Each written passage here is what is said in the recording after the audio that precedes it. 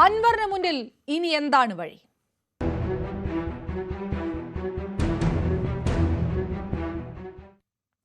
UDF സഹകരണത്തിൽ PV അൻവറിന് മുന്നിലുള്ളത് മുന്നണി സ്ഥാനാർത്ഥി ആര്യാടൻ ഷൗക്കത്തിന് പരസ്യ പിന്തുണ പ്രഖ്യാപിക്കുക എന്ന ഒറ്റ വഴി മാത്രമാണ്. അൻവർ പിന്തുണ പ്രഖ്യാപിച്ചാൽ UDFുമായി സഹകരിപ്പിക്കുന്നതിൽ നേതൃത്വം പരസ്യ പ്രസ്താവന നടത്തുമെന്നതാണ് നിലവിലെ ധാരണ. എന്നാൽ ഇക്കാര്യത്തിൽ അൻവറിന്റെ തീരുമാനം നിർണായകമാണ്. തൃണമൂലിന്റെ സംസ്ഥാന സെക്രട്ടേറിയറ്റ് യോഗം വൈകിട്ട് മഞ്ചേരിയിൽ ചേരുന്നുണ്ട്. CV അനുമോദും MS അനീഷ് കുമാർ ചേർന്നു. ആദ്യം അനീഷിലേക്ക്. അനീഷ്, ഇന്ന് അൻവർ നിലമ്പൂരിലില്ല. അതേസമയത്ത് നിലമ്പൂരിന്റെ സുൽത്താൻ തുടരുമെന്ന ഫ്ലക്സ് ബോർഡുകൾ പലയിടത്തായി പ്രത്യക്ഷപ്പെടുകയും ചെയ്യുന്നു. അങ്ങനെ ഒരു സമ്മർദ്ദ തന്ത്രവുമായിട്ട് മുന്നോട്ട് പോകുക, അതിലൊരു പരിഹാരം ഉണ്ടാക്കുക എന്നതാണോ അൻവർ ഉദ്ദേശിക്കുന്നത്? അതോ ഈ UDF സ്ഥാനാർത്ഥിയെ പിന്തുണച്ചുകൊണ്ട് ഒരു തീരുമാനത്തിലേക്ക് അൻവർ ആദ്യം കടക്കുക, അൻവർ കുത്തിയ വിഷം അൻവർ തന്നെ ഇറക്കുക, അപ്പോൾ അൻവറിനെ മുന്നണിയിൽ ഉൾപ്പെടുത്തുകയോ അസോസിയേറ്റ് മെമ്പറാക്കുകയോ ചെയ്യുന്ന കാര്യത്തിൽ ഒരു പ്രസ്താവനയിലേക്ക് മുന്നണി കടക്കും? ഇങ്ങനൊരു ധാരണയിലാണോ ഈ ചർച്ചകളൊക്കെ നടക്കുന്നത്?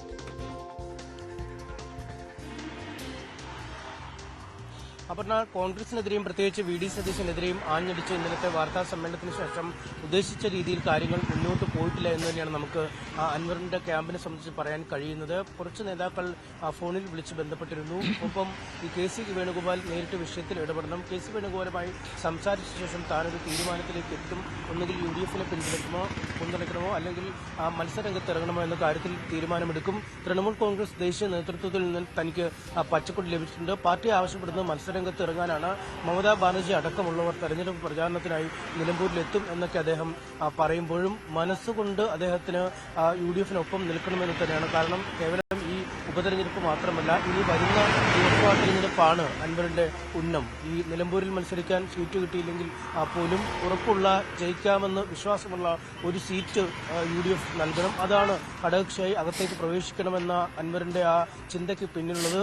അസോസിയേറ്റ് അംഗമായ ആണെങ്കിൽ പോലും ഈ UDF നേതാക്കൾ ക്ഷണിച്ചാൽ അല്ലെങ്കിൽ കോൺഗ്രസ് ഔദ്യോഗികമായി ഒരു പ്രഖ്യാപനം നടത്തിയാൽ പിറ്റേ നിമിഷം ആര്യാടൻ ഷൗക്കത്തുമൊത്ത് വേദി പങ്കിട്ട് അദ്ദേഹത്തിന്റെ വിജയത്തിന് വേണ്ടി അക്ഷീണം പ്രവർത്തിക്കാനുള്ള ഒരു തയ്യാറെടുപ്പും നടത്തുന്നുണ്ട്. പക്ഷേ കാര്യങ്ങൾ ഉദ്ദേശിച്ച രീതിയിൽ വന്നില്ല. ഇന്നലെ മലപ്പുറത്തും കോഴിക്കോടുമൊക്കെയായി KC വേണുഗോപാൽ ഉണ്ടായിരുന്നിട്ടും അദ്ദേഹം ചില നല്ല വാക്കുകൾ അൻവറിനെ കുറിച്ച് പറഞ്ഞതല്ലാതെ കേരളത്തിലെ നേതാക്കൾ തന്നെ ഈ പ്രശ്നം പരിഹരിക്കട്ടെ എന്ന നിലപാടിലേക്ക് അദ്ദേഹം എത്തി. പലതവണ KC വേണുഗോപാലിനെ ബന്ധപ്പെടാൻ ശ്രമിച്ചെങ്കിലും ഒരു നേരിട്ടുള്ള കൂടിക്കാഴ്ചയ്ക്ക് അവസരം ലഭിച്ചില്ല. ഇന്നലെ കോഴിക്കോട് വെച്ചൊക്കെ കൂടിക്കാഴ്ച ഉണ്ടാകുമെന്ന അഭ്യൂഹങ്ങളുണ്ടായിരുന്നു. വൈകുന്നേരം തന്നെ അൻവർ നിലമ്പൂരിൽ നിന്നും കോഴിക്കോട്ടേക്ക് പോവുകയും ചെയ്തിരുന്നു. പക്ഷേ കോഴിക്കോട് എത്തിയ ശേഷം അദ്ദേഹത്തിന് കാണാൻ അവസരം ലഭിച്ചില്ല. കേരളത്തിലെ നേതാക്കൾ ഇക്കാര്യം പരിഹരിക്കുന്നതിനുള്ള പ്രാപ്തിയും കഴിവുമുള്ളവരാണ്.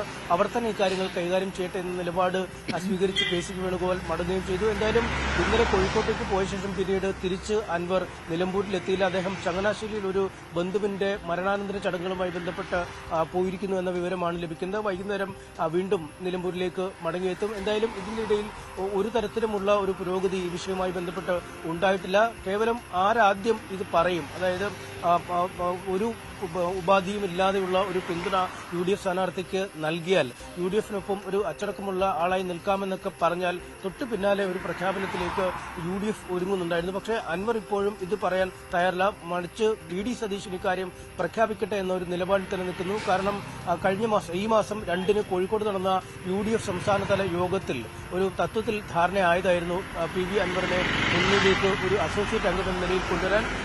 അൻവറുമായി കൂടിക്കാഴ്ച നടത്തി കൃത്യമായൊരു ധാരണ ഉണ്ടാക്കിയ ശേഷം 2 ദിവസത്തിനുള്ളിൽ VD സതീശൻ ഇക്കാര്യം പ്രഖ്യാപിക്കട്ടെ എന്നൊരു നിലപാടും അന്ന് സ്വീകരിച്ചു. പക്ഷേ അതിനുശേഷം ഒരിക്കൽ പോലും തന്നോട് VD സതീശൻ ബന്ധപ്പെട്ടില്ല. താൻ അങ്ങോട്ട് ഫോണിൽ ബന്ധപ്പെട്ട ശേഷമാണ് VD സതീശനെ കൊച്ചിയിൽ വെച്ച് കാണാൻ അവസരം ലഭിച്ചത്. അതിനുശേഷം വളരെ പെട്ടെന്ന് ഒരു പ്രഖ്യാപനം ഉണ്ടാകുമെന്ന് VD സതീശൻ പറഞ്ഞെങ്കിലും പിന്നീട് ഇതേവരെ അതേക്കുറിച്ചൊരു വിവരവും ലഭിക്കുന്നില്ല എന്നാണ് അൻവർ ഇന്നലെ വ്യക്തമാക്കിയത്. എന്തായാലും ആ ഇടത്ത് തന്നെയാണ് ഇപ്പോഴും നിൽക്കുന്നത്. മറുവശത്ത് സുൽത്താൻ തുടരും എന്നൊക്കെയുള്ള പോസ്റ്ററുകൾ സമൂഹ മാധ്യമങ്ങളിലും ചിലയിടങ്ങളിൽ ഫ്ലക്സുകളും ഒക്കെ വെച്ചിട്ടുണ്ടെങ്കിലും മത്സരത്തിനുള്ള ഒരു മാനസികമായ തയ്യാറെടുപ്പ് അല്ലെങ്കിൽ മറ്റു രീതിയിലുള്ളൊരു മുന്നൊരുക്കം അൻവർ ചെയ്യുന്നില്ല എന്ന് തന്നെയാണ് നമുക്ക് മനസ്സിലാക്കാൻ കഴിയുന്നത്. കാരണം പിണറായി വിജയത്തെ കുഴിച്ചുമൂടുക എന്ന ലക്ഷ്യത്തോടുകൂടിയാണ് അൻവർ താൻ ഈ പോരാട്ട ഭൂമിയിൽ ഇറങ്ങുന്നതെന്ന് നേരത്തെ തന്നെ പറഞ്ഞിരുന്നു. അങ്ങനെയെങ്കിൽ അൻവർ മത്സരരംഗത്ത് ഇറങ്ങിയാൽ CPMന്റെ വിജയസാധ്യത ഒന്നുകൂടി വർദ്ധിക്കുന്ന ഒരു സാഹചര്യമാവും ഉണ്ടാവുക എന്നാണ് UDF ക്യാമ്പിന്റെയും അൻവറിന്റെയും ഒക്കെ വിലയിരുത്തൽ. എന്തായാലും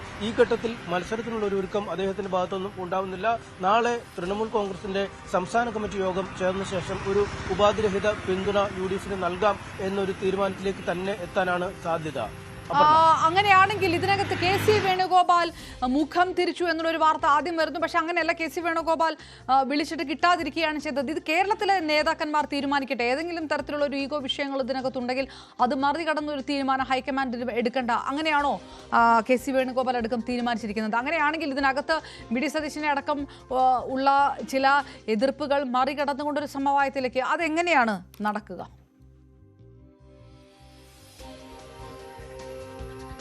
തീർച്ചയായും, അതായത് ഹൈക്കമാൻഡ് ഈ വിഷയത്തിൽ ഇടപെടേണ്ടതില്ല. ഈ നയപരമായ ഒരു തീരുമാനം ഈ മുന്നണിയിൽ ഒരു ഘടകകക്ഷിയെ എടുക്കുകയോ അല്ലെങ്കിൽ ഒരു അസോസിയേറ്റ് അംഗമായി നിലനിർത്തുകയോ ചെയ്യുക എന്നൊരു നയപരമായ തീരുമാനത്തിന് ഹൈക്കമാൻഡിന്റെ അനുമതി വേണം. അക്കാര്യത്തിലൊക്കെ ഒരുപക്ഷെ ചർച്ചകൾ കഴിഞ്ഞിരിക്കാം. കാരണം ഇന്നലെ KC വേണുഗോപാലിന്റെ പരാമർശം തന്നെ ഒരു സെന്റിമെന്റ്സ് താൻ മനസ്സിലാക്കുന്നു എന്നാണ്. അതായത് മുഖ്യമന്ത്രിക്കെതിരെ ആഞ്ഞടിച്ച് LDF മുന്നണിയിൽ കലാപക്കൊടി ഉയർത്തിയാണ് ആ മുന്നണിയിൽ നിന്നും പുറത്തേക്ക് വന്നിരിക്കുന്നത്. കഴിഞ്ഞ 9 വർഷമായി ഈ ഭരണത്തെ മറിച്ചിടുക എന്ന ലക്ഷ്യവുമായി അല്ലെങ്കിൽ പുതിയൊരു ഭരണ സംവിധാനം കേരളത്തിൽ വരണമെന്ന ലക്ഷ്യവുമായി മുന്നോട്ട് നീങ്ങുന്ന ആളുകളാണ് തങ്ങൾ. അതായത് രണ്ടു കൂട്ടരും ഒരേ വഴിയിൽ സഞ്ചരിക്കുന്ന ആളുകളാണ്. അതുകൊണ്ട് അൻവറിനെ പൂർണ്ണമായും തള്ളിക്കളയുന്നതിനോ അല്ലെങ്കിൽ അൻവറിനെ ആക്രമിക്കുന്നതിനുള്ള ഒരു നീക്കമൊന്നും കോൺഗ്രസിൽ നിന്നും ആരും കൈക്കൊള്ളുകയില്ല എന്ന് അദ്ദേഹം പറയുന്നു.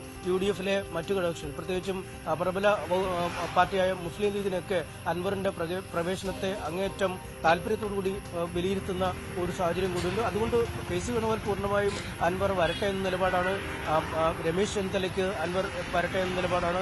മുരളീധരൻ അടക്കമുള്ള ആളുകൾക്ക് അൻവർ വരട്ടെ എന്ന നിലപാടാണ്.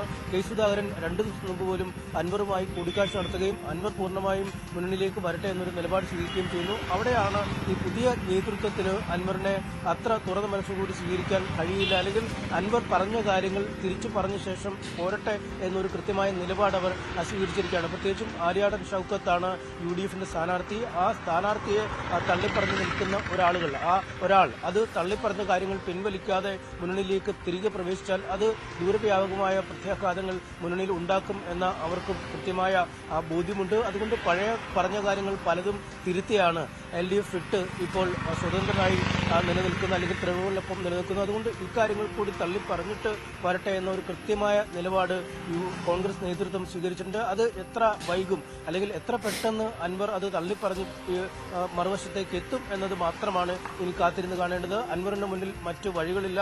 പൂർണ്ണമായും അൻവറിന് UDF-നൊപ്പം ചേരുക എന്നല്ലാതെ ഒരു മാർഗവും ഇല്ല എന്ന് വ്യക്തമായി UDF നേതാക്കൾക്ക് അറിയാം. അൻവറിനും ഏതാണ്ട് അക്കാര്യത്തെക്കുറിച്ച് ധാരണയുണ്ട്. പക്ഷേ നിലമ്പൂർ ഉപതെരഞ്ഞെടുപ്പിന്റെ സമയത്തെങ്കിലും ഈ മുന്നണിയിൽ കയറാൻ പ്രവേശിച്ചില്ലെങ്കിൽ പിന്നീട് ഇത്രയും ഒരു തുറന്ന അവസരം മുന്നിലുണ്ടാവില്ല എന്ന് അൻവറിന് കൃത്യമായി അറിയാം. അതുകൊണ്ട് തന്നെയാണ് തെരഞ്ഞെടുപ്പ് അല്ലെങ്കിൽ ഈ പാർട്ടിയെ മുന്നണിയിൽ ഉൾപ്പെടുത്തിയുള്ള പ്രഖ്യാപനത്തിന് ശേഷം മാത്രം തെരഞ്ഞെടുപ്പ് രംഗത്തേക്ക് ഇറങ്ങാം എന്നൊരു കൃത്യമായ തീരുമാനത്തിൽ അൻവർ എത്തിയിരിക്കുന്നു. എന്തായാലും നാളെ ഇക്കാര്യത്തിലൊരു തീരുമാനമുണ്ടാവും. ദിവസങ്ങൾ മുന്നോട്ട് പോകുന്നത് UDF-ന് വലിയ ക്ഷീണമാണ്. കാരണം ആദ്യം തന്നെ സ്ഥാനാർത്ഥിയെ പ്രഖ്യാപിച്ച് തെരഞ്ഞെടുപ്പ് പ്രഖ്യാപനത്തിന് മണിക്കൂറുകൾ കഴിഞ്ഞ് പ്രചാരണം ആരംഭിച്ച ഒരു മുന്നണിയാണ്. പക്ഷേ ഇപ്പോഴും ചർച്ചകളൊക്കെ തുടങ്ങുന്നതും ഒടുങ്ങുന്നതുമെല്ലാം അൻവറിനെ കേന്ദ്രീകരിച്ചാണ്. മാധ്യമപ്രവർത്തകരായാലും മറ്റ് ഏത് സമൂഹ മാധ്യമങ്ങളായാലും ചർച്ച മുഴുവൻ അൻവറിനെ കേന്ദ്രീകരിച്ചാണ്.